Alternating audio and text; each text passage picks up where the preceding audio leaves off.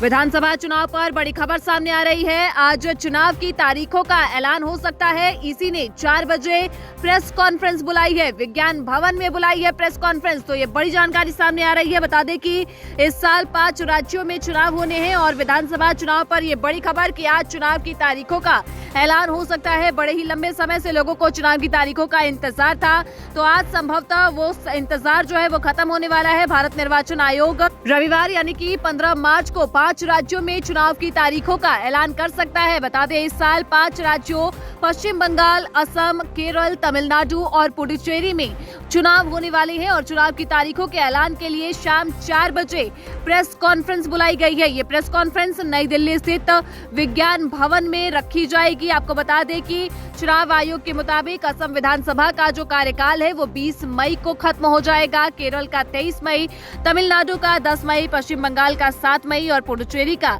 15 जून को खत्म हो रहा है। यानी कि 7 मई से पहले 5 राज्यों में चुनाव जो है वो खत्म हो सकते हैं। अब ऐसे में चुनाव की तारीखों का ऐलान जो है करना अनिवार्य हो जाता है। इसी वजह से चुनाव आयोग की ओर से आज प्रेस कॉन्फ्रेंस बुलाई गई है और इसी मद्देनजर शाम 4 बजे विज्ञान भवन में प्रेस कॉन्फ्रेंस चुनाव आयोग की ओर से किया जाएगा और संभवतः ये कहा जा रहा है कि आज इन 5 राज्यों में विधानसभा चुनाव की जो तारीखें हैं उसका ऐलान कर दिया जाएगा।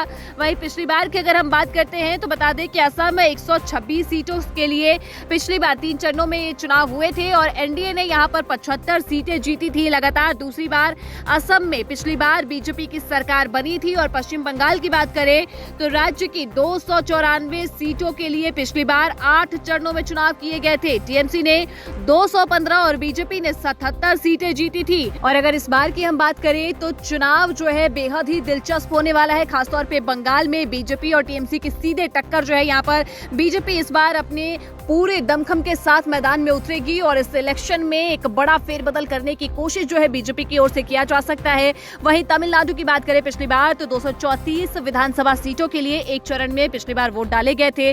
डीएमके ने 133 सीटें जीती थी और आपको बता दें कि केरल में 140 सीटों के लिए एक ही चरण में वोटिंग हुई थी। वहीं पुडुचेरी में 30 विधानसभा सीटों के लिए एक चरण में वोट पड़े थे और एनडीए ने 16 और यूपीए ने 9 सीटें यहां पर जीती थी।